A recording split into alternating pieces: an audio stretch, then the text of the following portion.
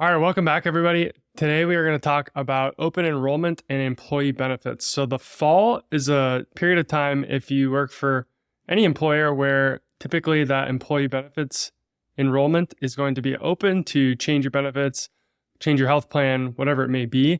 So I just wanted to record an episode to talk through some of these different components of an employee benefits package and how to think about how these things might integrate in your personal situation.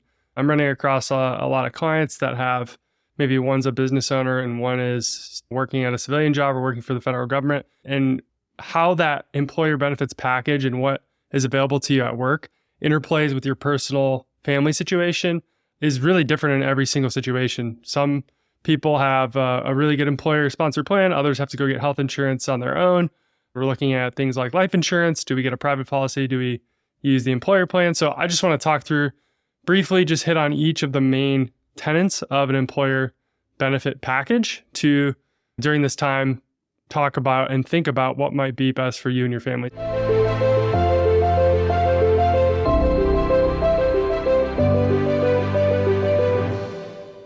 Let's dig in.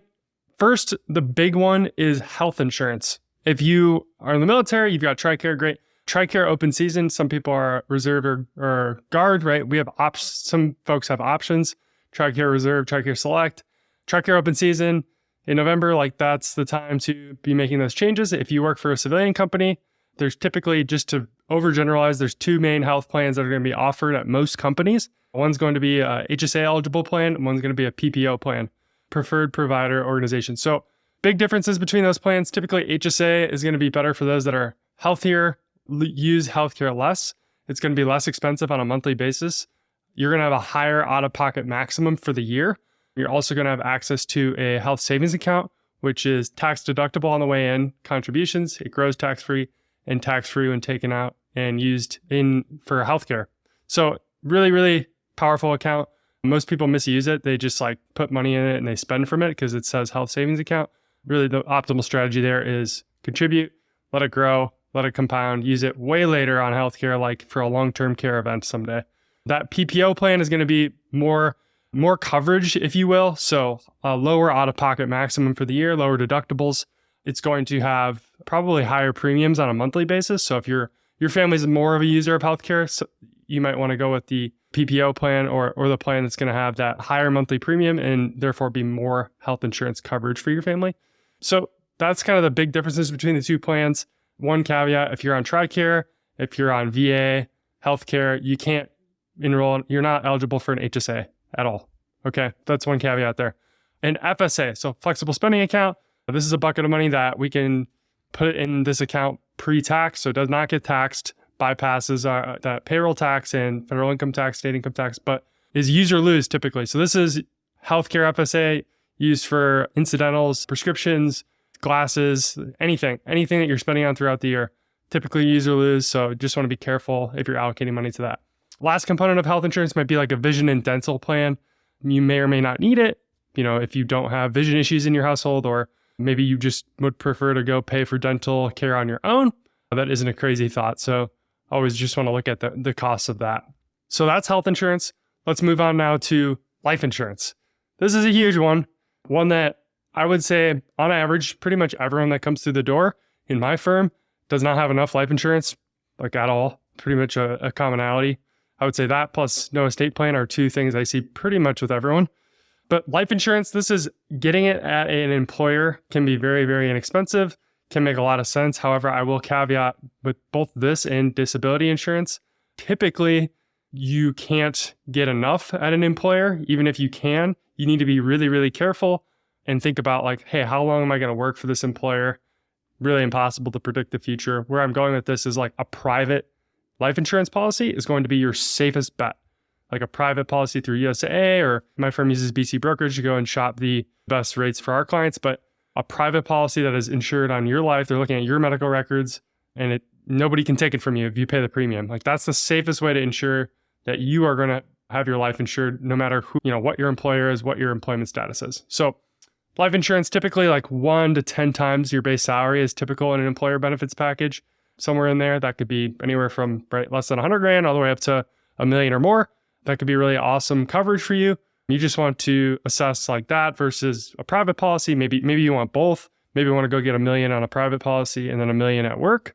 Again, term life insurance, typically very, very inexpensive, especially group term life insurance, because it's a bigger pool that the insurance company can, insure and basically drive the risk down. So the costs are lower. Group life insurance, usually a pretty good option.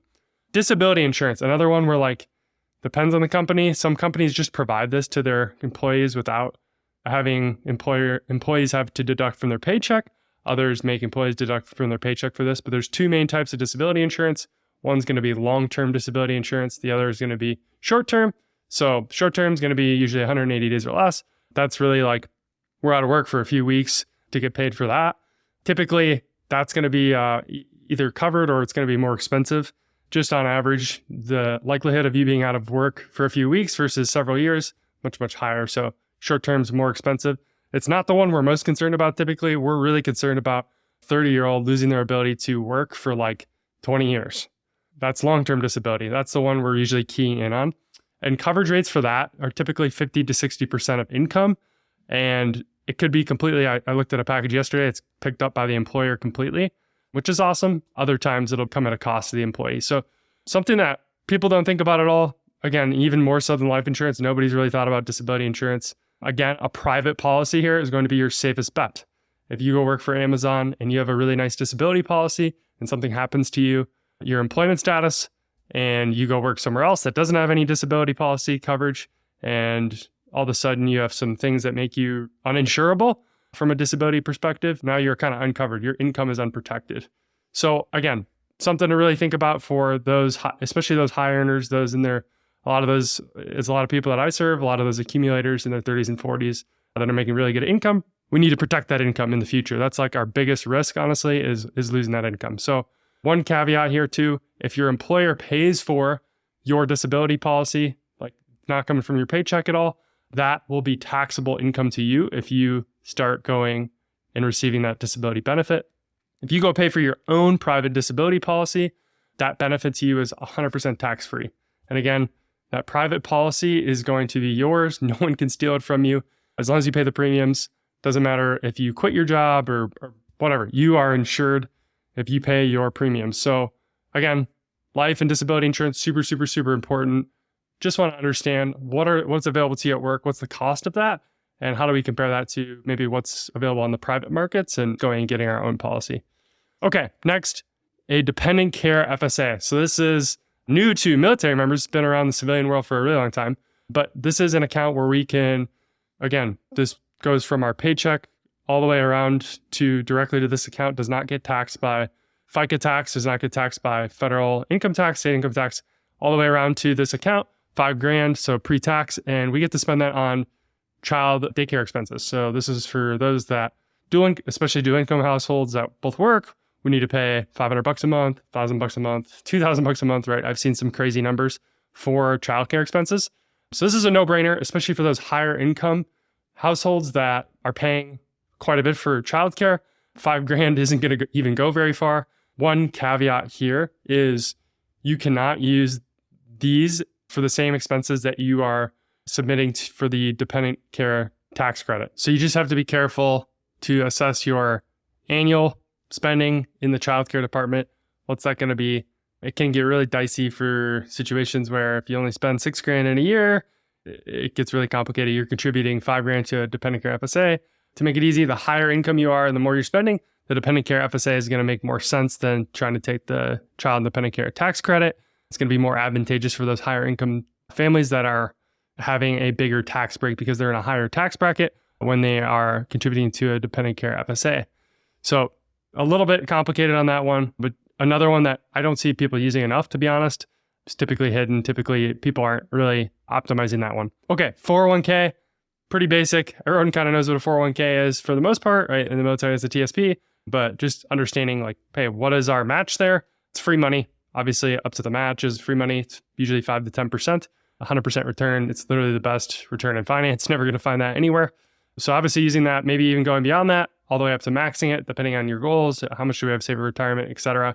We can usually change that at absolutely any time, but it is an employer benefit. Another one I don't see optimized at civilian companies is ESPP, so Employee Stock Purchase Plan. This is where we can purchase employer stock at a discount and do whatever we want with it. So just an example, if I work for Amazon, Amazon stock's $100. I can purchase Amazon typically at a 15% discount, which means I can purchase that $100 share for $85. It's a pretty good, again, free money. We're not getting 100% return on our money like we are in that 401k match situation, but we're getting risk-free 15% there discount of shares. We can then go do whatever we want with it. Typically, people that are using ESPPs, I will see these accumulate over time and people just hold a lot of shares of their employer stock, which I'm not a huge fan of. It's an individual stock.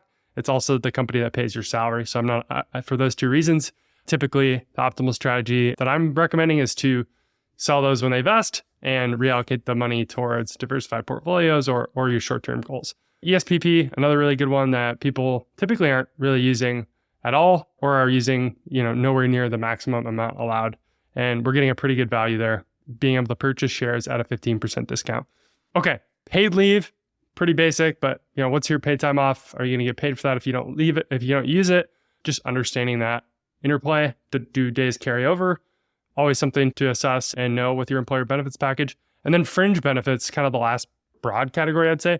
So that's things like gym, legal help, education assistance, right? So in the military, that's like $4,500 a year of tuition assistance. Civilian companies also have something similar a lot of times. Maybe they'll pay for you to work towards some sort of certification or professional development, something of that nature. So just understanding that, especially if you're weighing certain employers against each other, looking at other jobs, always important just to look at all of those, all the fine print and all those benefits to make sure you're maximizing them and make sure you're taking advantage of everything that's offered to you. In conclusion, really just a really good time of year to understand your employer benefits package, what's being offered, how does that interplay with your personal financial situation, your family, your spouse? Like, is there a health plan at work that makes more sense than what we're on with my spouse? Who's got the better who's got an HSA plan? Well, that may make sense for us.